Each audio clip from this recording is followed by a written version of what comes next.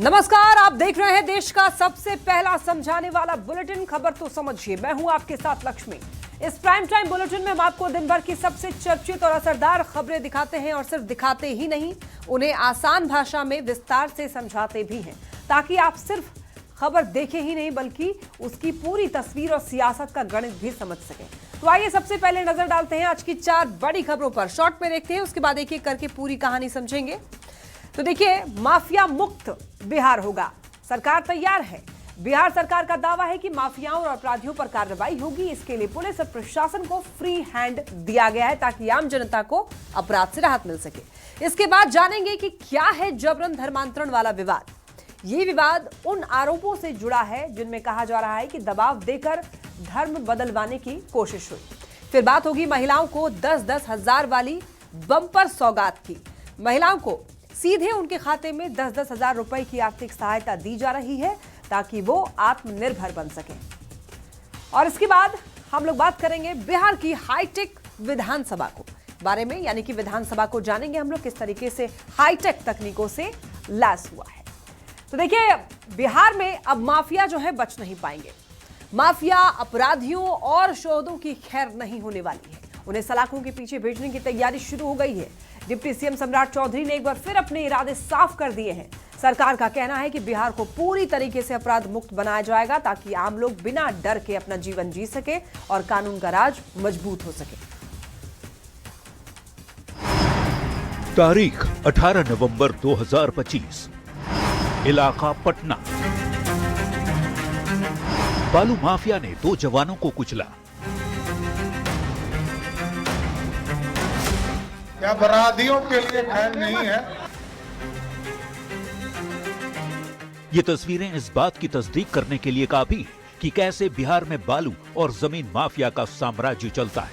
लेकिन अब ये माफिया नहीं बच पाएंगे। महिलाओं से छेड़खानी करने वाले शोहदों की भी अब शामत आने वाली है। कानून तोड़ने वाले अब सलाखों के पीछे होंगे। गृह मंत्री सम्राट चौधरी ने ऐसे बदमाशों पर नकेल कसने की पूरी तैयारी कर ली है। और जो सबसे महत्वपूर्ण चीज है, मैंने निर्देश किया है बिहार की पुलिस को, किसी भी कॉलेज हो, कोई भी विद्यालय हो, स्कूल हो, जहां पर भी छेड़खानी करने वाले लोग हो, उसको तुरंत पकड़कर जेल के अंदर डालना है। उसको छोड़ा नहीं जा सकता। और मैं स्पष्ट तौर पर कहता हूं कि अपराधी को बचाया नहीं जा सकता। और ऑर्गेनाइज क्राइम बिहार में नीतीश जी के राज्य में नहीं हो। बिहार में अब यूपी मॉडल की तर्ज पर अपराधियों को ऊपर भेजने की भी तैयारी शुरू हो गई है। नई सरकार अपराधियों को बख्शने के मूड में नहीं है।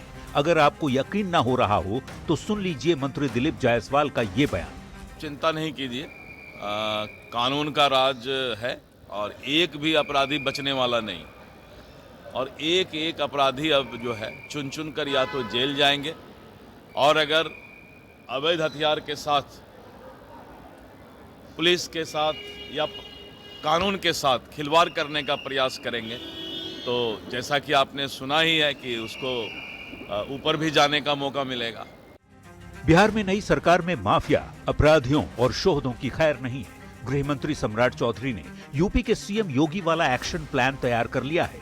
जमीन माफिया, शराब माफिया और बालू माफियाओं के साथ ही महिलाओं की सुरक्षा से खिलवाड़ करने वालों को अब कड़ी सजा देने की तैयारी में सरकार है। न्यूज़ 18 के लिए पटना से धर्मेंद्र कुमार की रिपोर्ट।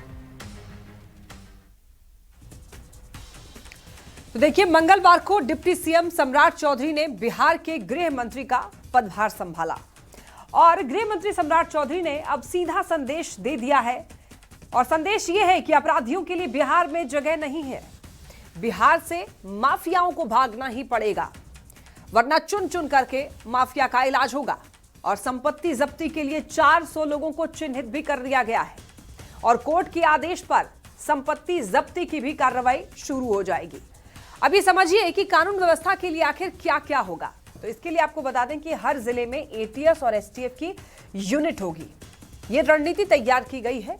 साइबर क्राइम को रोकने के लिए हर जिले में यूनिट होगी और इतना ही नहीं, एंटी रोमियो स्क्वाड भी बनाया जाएगा। इसके अलावा देखिए, जेल को पूरी तरीके से निगरानी में रखा जाएगा। वहीं सोशल मीडिया पर गाली देने वालों पर भी कार्रवाई होगी। अब देखिए, सम्राट चौधरी को बहुत बड़ी जिम्मेदारी मिली है। गृह विभाग का जिम्मा उनको सौंपा गया है। पहली बार बीजेपी का कोई नेता गृह मंत्री बना है बिहार में और पहली बार नीतीश कुमार ने गृह विभाग छोड़ा है। तो ऐसे में सम्राट चौधरी के लिए खुद को साबित करने का उनके पास ये अच्छा मौका है और वो खुद को साबित करने की कोशिश भी करेंगे। कानून व्यवस्था को और ज्यादा बेहतर करने की कोशिश करेंगे। कानून व्यवस्था बहुत बेहतर हुई तो उद्योगपतियों का विश्वास बढ़ेगा बिहार सरकार की तरफ और बिहार में बड़े बड़े उद्योग लगेंगे। उद्योग लगने से रोजगार का सृजन भी होगा बिहार में और इतना ही नहीं, बिहार में रोजगार मिलने से पलायन रुकेगा। और देखिए, माफिया मुक्त अगर बिहार होता है, इसके लिए सरकार पूरी तरीके से तैयार है और इसे लेकर कौन कौन नेता ने किस किस तरीके के क्या क्या बयान दिए हैं, आइए वो भी जानते हैं।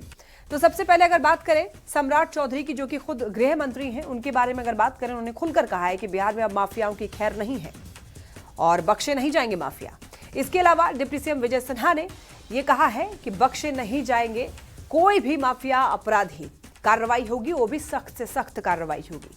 इसके अलावा देखिए, उद्योग मंत्री दिलीप जायसवाल ने क्या कहा है। उन्होंने ये कहा है कि अपराधियों को ऊपर भेजा जाएगा, यानी कि अपराधियों के खात्मे के लिए इन्होंने भी बयान दिया है। और इसके अलावा देखिए, आरजेडी प्रवक्ता मृत्युंजय तिवारी ने कहा है कि बिहार में हर जगह माफियाओं का दबदबा है।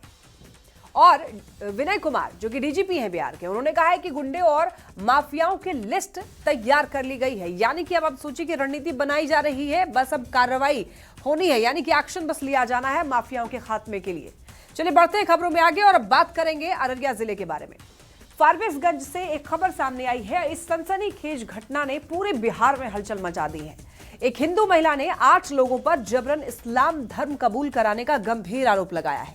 पीड़िता की अर्जी पर स्थानीय अदालत के निर्देश के बाद पुलिस ने एफआईआर दर्ज कर ली है और आरोपियों पर कार्रवाई की प्रक्रिया भी शुरू की गई है। ये मामला ऐसे समय में सामने आया है जब राज्य में जबरन धर्म परिवर्तन की शिकायतें लगातार बढ़ती जा रही है।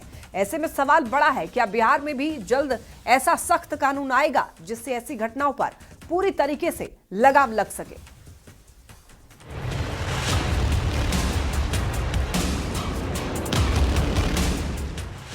धर्म परिवर्तन, बिहार में ये शब्द एक बार फिर से सुनाई दिए हैं। अररिया के फारबिसगंज में जहां एक हिंदू महिला ने बेहद ही गंभीर और सनसनीखेज आरोप लगाते हुए 8 आरोपियों के खिलाफ कोर्ट में परिवारवाद पत्र दायर किया है। कैसे इस पीड़ित महिला को महीनों की यातनाएं झेलनी पड़ी, पहले ये सुनिए। मोहम्मद आलम आजाद हमको जबरदस्ती भगा के ले गया और जो है हमको पता नहीं था, हम पढ़े लिखे इंसान नहीं था। और नोटरी बनवाया, उस पे हमसे सिर्फ साइन करवाया था। हम पूछे तो हमको बताया नहीं। हमको दूसरे इंसान से पता चला कि नोटरी है, आपको 3 महीना के लिए यूज करने के लिए रखा हुआ था। भी करने नहीं देता था, बोलते थे बात करने के लिए तो बोलता था मेरे सामने में करो। जिससे करता था वो जबरदस्ती करवाता था और सामने में करवाता था।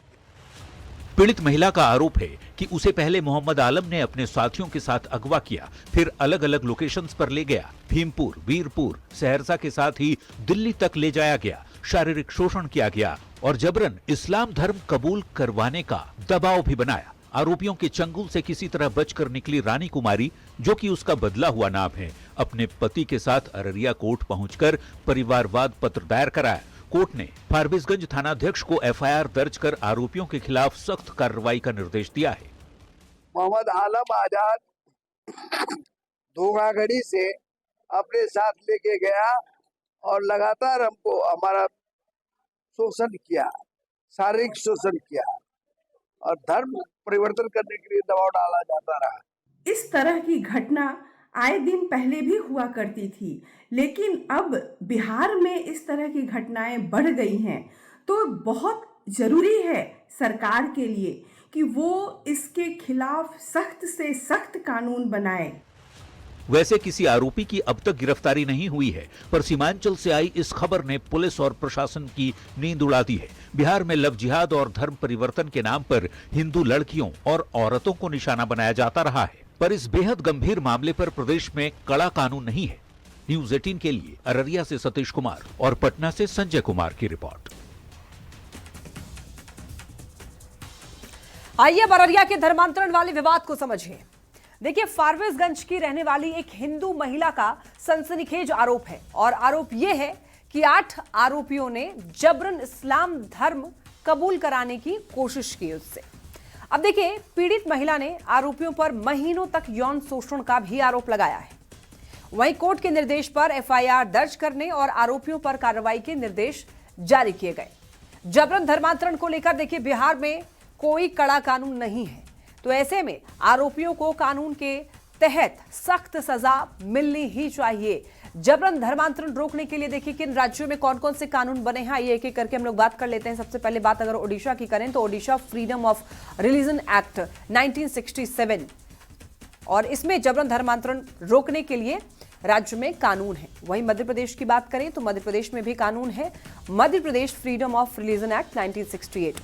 इसके अलावा देखिए छत्तीसगढ़ में भी कानून है, Chhattisgarh freedom of religion act 1968। Arunachal Pradesh में भी एक्ट है, Arunachal Pradesh freedom of religion act 1978। और गुजरात में भी यही एक्ट है, 2003 में ये बना, Gujarat freedom of religion act. वहीं राजस्थान में राजस्थान धर्म स्वतंत्र एक्ट है 2006 में। वहीं झारखंड की बात करें तो झारखंड में Jharkhand freedom of religion act है, 2017 में ये बना है। और उत्तराखंड में भी Uttarakhand freedom of religion act है, 2018 में ये एक्ट लागू हुआ। वहीं हिमाचल प्रदेश की बात करें तो Himachal Pradesh freedom of religion act 2019 में बना। लेकिन फिलहाल अभी बिहार में ऐसा कोई सख्त कानून नहीं है जो कि ऐसे अपराधियों पर लागू किया जा सके जो लोग जबरन धर्म परिवर्तन कराने की कोशिश करते हैं। चलिए बढ़ते हैं खबरों में आगे। देखिए, सीएम नीतीश ने जीविका दीदियों से किया वादा एक बार फिर निभाया है। सीएम ने महिलाओं को फिर बड़ी सौगात दी। आज बटन दबाते ही 10 लाख महिलाओं के खाते में 10-10 हजार रुपए ट्रांसफर हो गए। जीविका दीदियों की खुशी का ठिकाना नहीं रहा। जीविका दीदियों ने इस बार सीएम नीतीश के लिए भगवान से खास प्रार्थना भी की थी। हमरा सबके दिल से इच्छा छला जे पुनः हमर मुख्यमंत्री नीतीश भैया आबे और भगवान हमर सबके प्रार्थना सुन लेलखिन और पुनः मुख्यमंत्री के रूप में हमरा सबके नीतीश भैया मिल गेलखिन। हमनी के बहुत खुशी बा कि भैया फिर हमनी के बीच में रहुआ आइल पानी। नीतीश कुमार फिर सीएम बने, इसके लिए भगवान से प्रार्थना की। ये जीविका दीदियों के उद्गार हैं नीतीश के लिए। ये वो जीविका दीदी हैं जिनके बारे में कहा जाता है कि एनडीए की कामयाबी उन्हीं के द्वार से होकर गुजरी। यही वजह है कि सीएम नीतीश कुमार ने चुनाव से पहले जो वादा किया था उसे निभाया। सीएम नीतीश ने महिलाओं को फिर बड़ी सौगात दी। एक बार फिर बटन दबाते ही 10 लाख महिलाओं के खाते में 10-10 हजार रुपए की राशि चली गई। इस बार बिहार के लोगों ने विधानसभा चुनाव में भारी बहुमत से एनडीए को जिताया है। मैं इसके लिए आप सभी महिलाओं के साथ साथ बिहार के सभी लोगों का आभार व्यक्त करता हूं। और ये बहुत खुशी की बात है कि आज महिला रोजगार योजना के तहत अपनी पसंद का रोजगार करने के लिए 10 लाख महिलाओं को 10-10 हजार रुपए की सहायता राशि भेजी जा रही है। सीएम नीतीश कुमार महिलाओं से लगातार अपना वादा निभा रहे हैं। सीएम नीतीश ने चुनाव से पहले मुख्यमंत्री महिला रोजगार योजना के तहत 26 सितंबर 2025 को 75 लाख महिलाओं को पहली किस्त जारी की थी। दूसरी किस्त 3 अक्टूबर 2025 को 25 लाख महिलाओं को दी गई। तीसरी किस्त 6 अक्टूबर 2025 को 46 लाख महिलाओं को दी गई, जबकि चौथी किस्त में 28 नवंबर को 10 लाख महिलाओं को राशि दी गई। इतनी बड़ी रकम मिलने के बाद महिलाओं की खुशी का ठिकाना नहीं है। राज्य के हर कोने से जीविका दीदियां सीएम नीतीश को धन्यवाद दे रही हैं। नीतीश कुमार भैया को ढेर सारा नमस्कार। 10,000 जो रुपया दिया है बहुत खुशी। हम जो है बाछी लिए हैं, उसका सेवा घास खिला रहे हैं, पालन कर रहे हैं। मुख्यमंत्री के ढेर सारा धन्यवाद हम देतानी कि हमनी के मुख्यमंत्री भैया फिर से हमनी के बीच में आइल बनी, ऐसे हमनी के बहुत खुशी बाटे। सीएम नीतीश ने एक बार फिर महिलाओं की झोली भर दी है। सीएम नीतीश ने महिलाओं से किया वादा निभाया है। सरकार बनते ही सीएम ने 10 लाख महिलाओं को तोहफा दिया है। इस योजना के तहत अब तक कुल 1 करोड़ 56 लाख महिलाओं को 10-10 हजार की राशि दी जा चुकी है। ये योजना बिहार की लाखों महिलाओं के लिए बदलाव और सशक्तिकरण की नई कहानी बनती जा रही है। न्यूज़ 18 के लिए पटना से आनंद अमृतराज और रजनीश कुमार की रिपोर्ट। तो जीविका दीदियों को फिर बड़ी सौगात मिली है। 10 लाख महिलाओं को 10-10 हजार की बम्पर सौगात दी गई है बिहार सरकार के द्वारा। मुख्यमंत्री महिला रोजगार योजना का दायरा जो है वो बढ़ाया जा रहा है और अब तक 1,56,00,000 जीविका दीदियों को लाभ मिल चुका है इस योजना का। शुक्रवार को 10 लाख महिलाओं के खाते में 10-10 हजार रुपए भेजे गए और इससे पहले 1,46,00,000 महिलाओं को लाभ मिल चुका था इस योजना का। तो स्वरोजगार के लिए दरअसल सरकार की ओर से ये आर्थिक मदद दी जा रही है और रोजगार की रफ्तार दिखने पर 2 लाख की राशि और दी जाएगी। अब ये जानिए कि कब कब 10-10 हजार की किस्त जो है महिलाओं को दी गई है। तो सबसे पहली किस्त की बात करें तो 26 सितंबर को दी गई थी। 75 लाख महिलाओं के खाते में राशि भेजी गई थी। वहीं दूसरी किस्त 3 अक्टूबर को भेजी गई 25 लाख महिलाओं के खाते में। वहीं तीसरी किस्त में 6 अक्टूबर के दिन 46 लाख महिलाओं के अकाउंट में 10-10 हजार रुपए भेजे गए और 28 तारीख को चौथी किस्त के तौर पर 10 लाख महिलाओं के खाते में 10-10 हजार रुपए भेजे गए। अब देखिए मुख्यमंत्री महिला रोजगार योजना क्या है, इसको आपको समझाते हैं। हमने कई बार बताया भी है कि दरअसल महिलाओं के सशक्तिकरण के लिए ये योजना बिहार सरकार लेकर आई। महिलाओं के रोजगार को इससे बढ़ावा दिया जा रहा है। मुख्यमंत्री महिला रोजगार योजना की शुरुआत इसीलिए की गई ताकि प्रत्येक परिवार की एक महिला को 10 हजार की राशि दी जाए और अपने पसंद का वो रोजगार शुरू करने के लिए सक्षम हो पाए। इसीलिए आर्थिक सहायता बिहार सरकार की तरफ से उनको दी जा रही है। रोजगार शुरू करने के लिए पहले 10 हजार की किस्त उनको दी जा रही है और 6 महीने तक उनका आकलन होगा कि वो किस तरीके का काम कर रही हैं। उसके बाद उनको अगर वो बेहतर काम कर रही होंगी तो 2 लाख की अतिरिक्त राशि भी उनको दी जाएगी। अब देखिए क्यों चर्चा में है मुख्यमंत्री महिला रोजगार योजना, इस पर भी बात कर लेते हैं। खूब चर्चा में ये योजना है वो इसीलिए चूंकि नीतीश सरकार की सत्ता में दमदार वापसी का कारण इसे ही माना जा रहा है। नई सरकार की भाग्य विधाता बनी है महिला मतदाता और करीब करीब 1.5 करोड़ महिलाओं को मुख्यमंत्री रोजगार योजना का लाभ मिला है। 10-10 हजार रुपए की मदद मिलने से महिलाओं में विश्वास बढ़ा है सरकार के प्रति और सरकार के प्रति महिलाओं का भरोसा भी बढ़ा है। अब सरकार योजना का दायरा और बढ़ा रही है। 10 लाख नई महिलाओं को 10-10 हजार की मदद दी जाएगी और दरअसल दी जा चुकी है और आपको बताते चलें कि 10 हजार की शुरुआती रकम जो है वो महिलाओं को वापस भी नहीं करने हैं। ये कई बार बताया जा चुका है। मुख्यमंत्री नीतीश कुमार ने खुद भी ये बात कहा है कि 10 हजार जो दिए जा रहे हैं राशि वो वापस नहीं करने हैं। चलिए बढ़ते खबरों में आगे। देश की अर्थव्यवस्था के लिए देखिए दूसरी तिमाही का आंकड़ा काफी राहत भरा है। जुलाई से सितंबर 2025 के बीच भारत की जीडीपी में एक ऐसी मजबूती दिखी जिसने बाजार और विशेषज्ञों दोनों को उत्साहित कर दिया है। दूसरी तिमाही में भारत की जीडीपी ने जोरदार छलांग मारी है। भारतीय अर्थव्यवस्था ने बेहतरीन प्रदर्शन करते हुए 8.2% की ग्रोथ हासिल की है, जो 6 तिमाही में सबसे ज्यादा है। सेवा और मैन्युफैक्चरिंग सेक्टर की मजबूत रफ्तार ने अर्थव्यवस्था को बढ़िया सपोर्ट दिया है।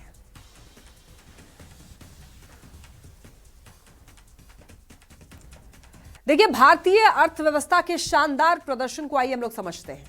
केंद्रीय सांख्यिकी कार्यालय यानी कि सीएसओ द्वारा ताजा आंकड़ा जारी किया गया है जिसमें दूसरी तिमाही में जीडीपी ग्रोथ 8.2% रही, जो 6 तिमाही में सबसे ज्यादा है।